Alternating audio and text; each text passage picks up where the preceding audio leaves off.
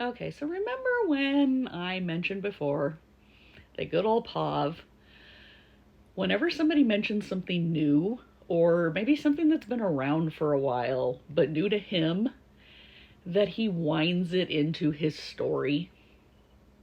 So that's why he's changed suspects how many times and he keeps adding things on. Well, that happened again. Somebody pointed out that Toes, Turning Over Every Stone, had done a video about the Farmington Bank that's up north of Pullman. And old Farmington Bank had nothing to do with the Idaho 4 murders, but it doesn't stop people from still trying to drag that in there. Well, because it got brought to Pav's attention, you guessed it, he's now intertwined it. Let's take a listen. That month, prosecutors seized some $50 million from the bank, alleging the funds were associated with fraud committed by FTX.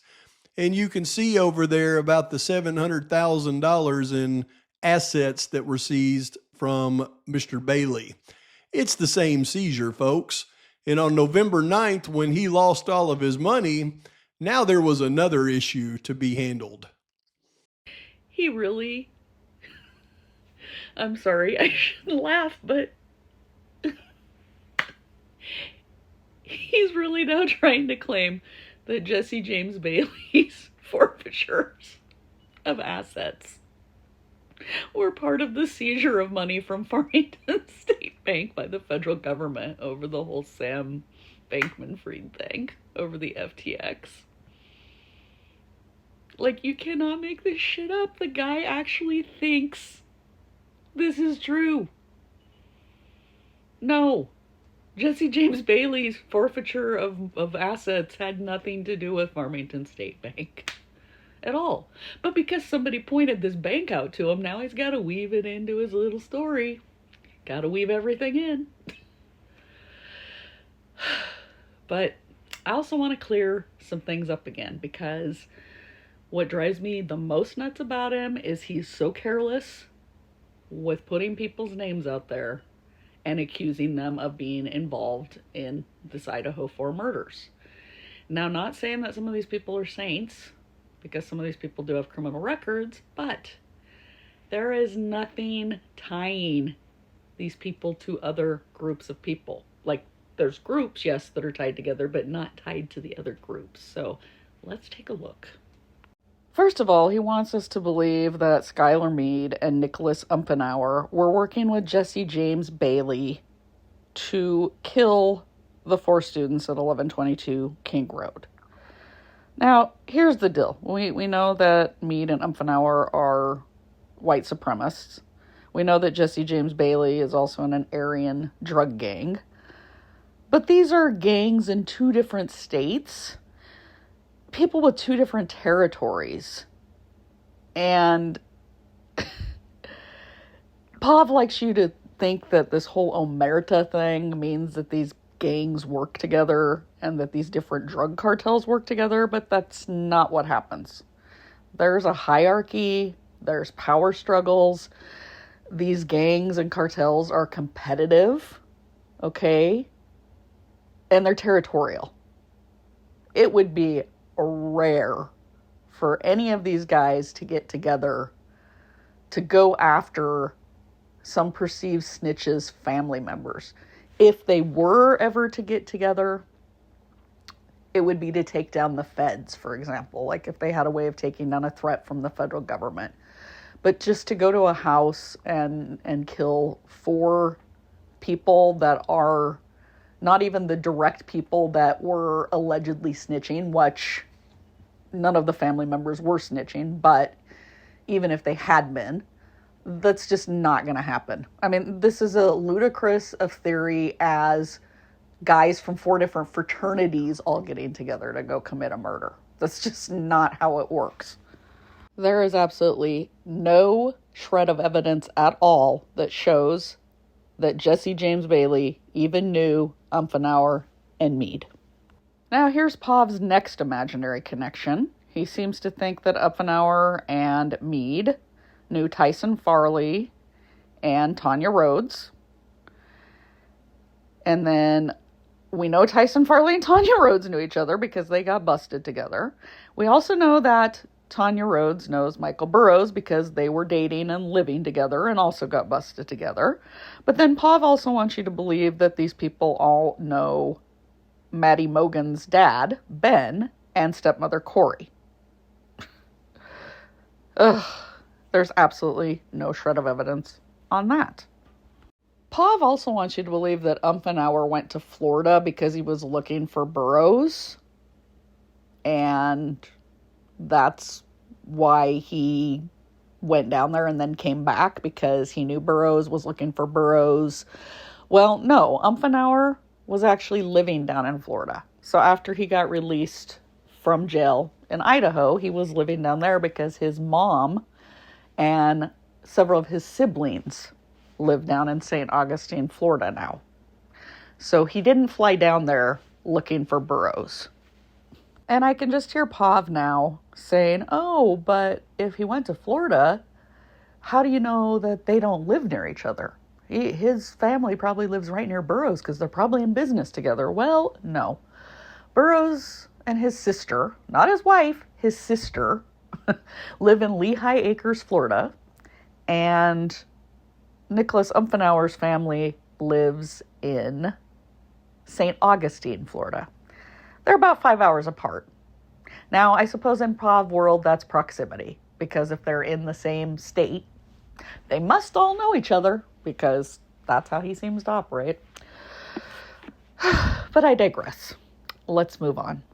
So, to sum it up on this part, there is no evidence that Ben and Corey know Michael Burrows, nor that they know Tanya and Tyson, nor that they know Umfenauer and Meade.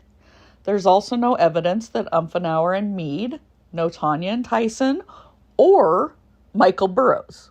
We do know that Tanya and Tyson know each other, and that Tanya for sure knows Michael Burrows. So that's what we all know. We also know that the Drug Task Force did not bust Tyson and Tanya. They got busted because they fell asleep in a Dollar Tree parking lot. And no family members of any of the murder victims had anything to do with that. Let's move on. Now, there is no evidence that Quinn Kelly's dad, Jeremy, knew Umfenauer and Meade. Yes, all of them served time in the correctional facility in Idaho, but that doesn't mean that Jeremy Kelly knew the other two. There are thousands of inmates. Is it possible? Sure. I'll give Pav the benefit of doubt on that. It could be possible. But there is nothing that I can find at all that connects Quinn's father to any of them. And in fact, Quinn's father was not in jail for any sort of drug offenses. And he's not a white supremacist. He's not part of the Aryan nations. If you know his background, know who he grew up with, who his childhood friends are, who Quinn's mother was, he's not a white supremacist.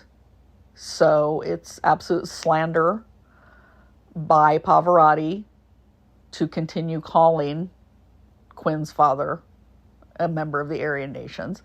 And also there's nothing that's saying that he knows those other two. And the only reason why you're even bringing Jeremy up in this is because Dylan happened to be one of the surviving roommates. So you went digging and found that, oh, okay, her boyfriend's father has been in jail. Okay. Guess what? That doesn't mean he was involved with the murders, or that Quinn was, or that Dylan was involved. And remember, law enforcement interrogated her and Bethany. Law enforcement has done forensic downloads of their phones. They have searched their rooms. If those two were involved in the murders, police would have known right away. So, there's no connection that any evidence brings up between Quinn's father and Umpenauer and Meade. So now here's Pov's big little masterboard with everybody. So we've established that Umpenauer and Meade don't know Tyson Farley and Tanya Rhodes.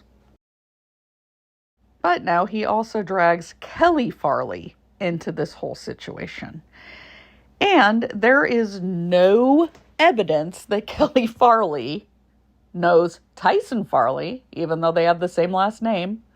I have gone through family tree after family tree and cannot find any connecting relatives.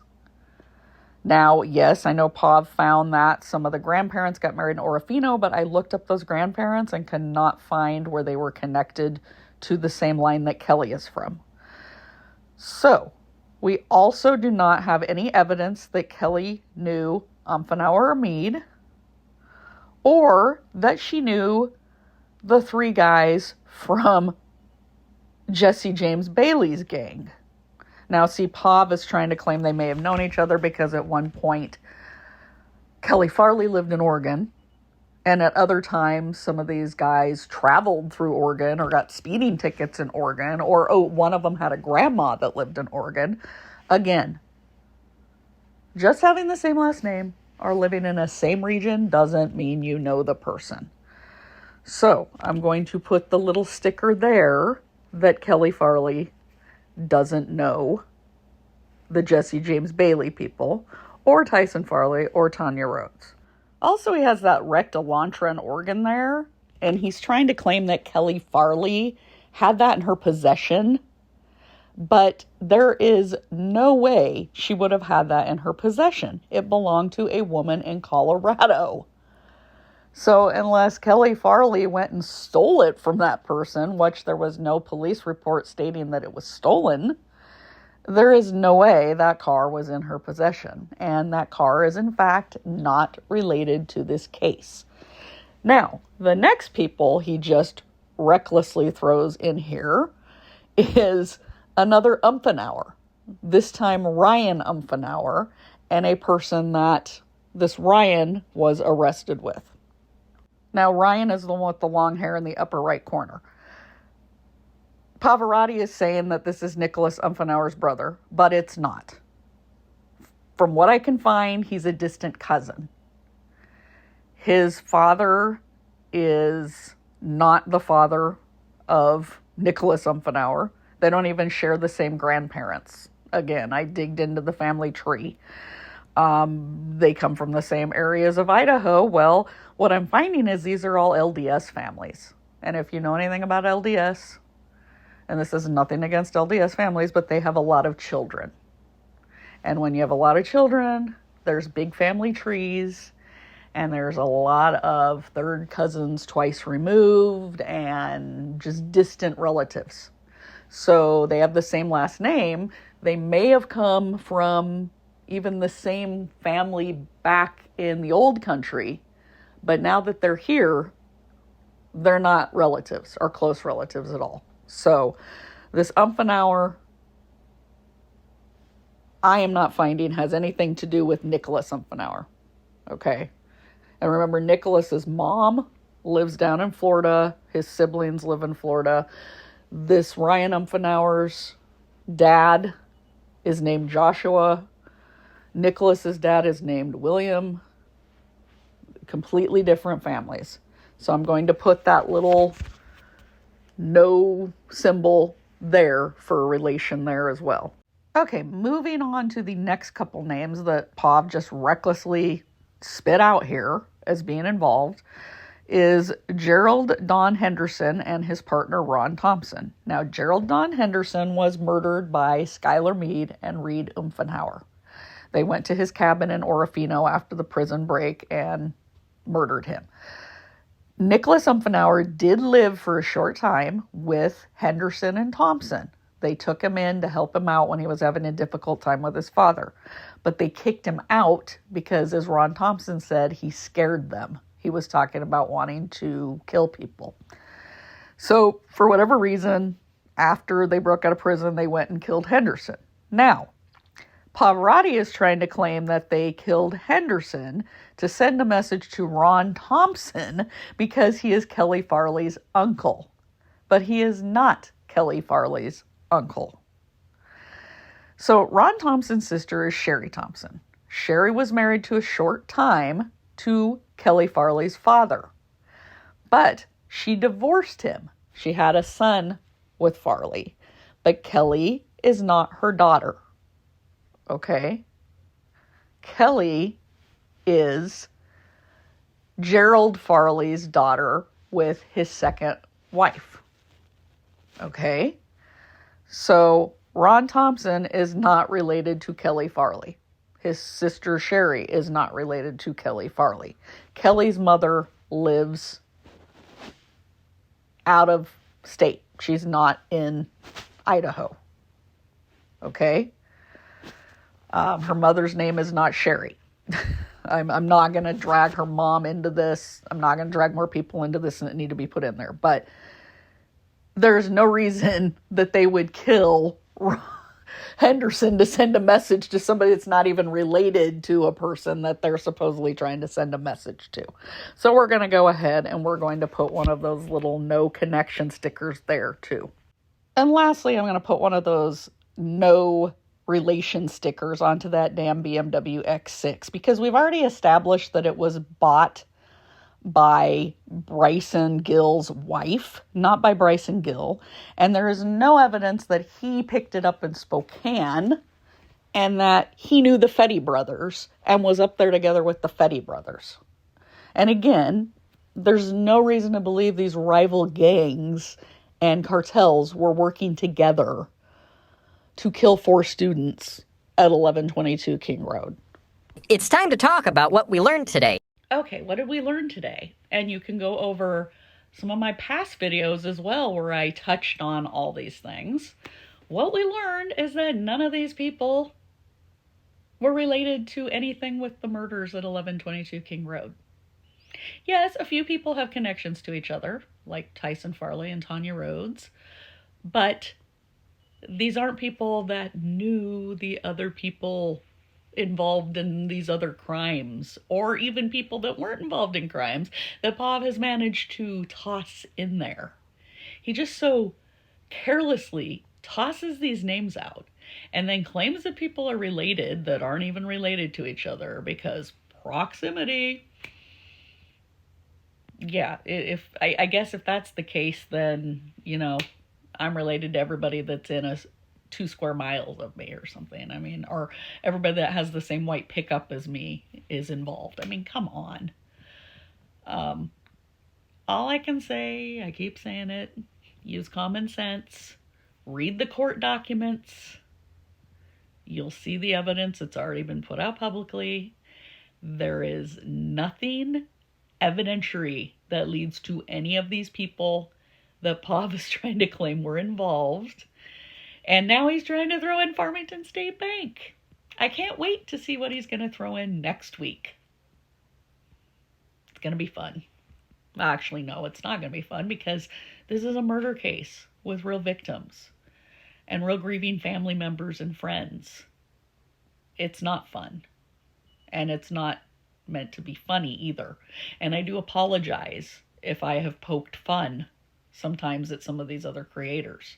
It's just that I get so exasperated with the lack of common sense and critical thinking skills and the need to blame everybody but the suspect that's currently awaiting trial and twisting themselves into pretzels to do it. It's sad.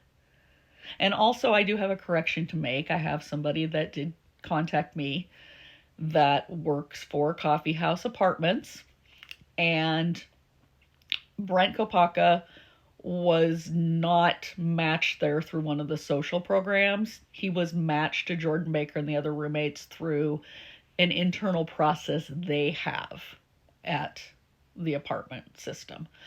And then again, just pointing out, Coffee House Apartments is not WSU student housing.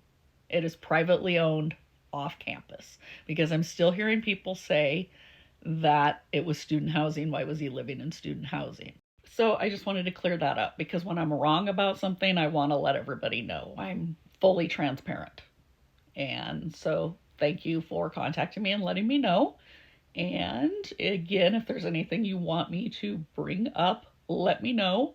I do know that somebody asked me if anything was said at one of the last hearings in Moscow about the 3 unknown DNA that they had heard. Somebody had told them that those people had been cleared. No, Bill Thompson never said anything about those DNAs being cleared, just that they couldn't be ran through CODIS. And I already did a video, oh gosh, probably 4 or 5 months ago now, on why they wouldn't be eligible for CODIS. So you could go through and search my library under Idaho 4 to find that video explanation.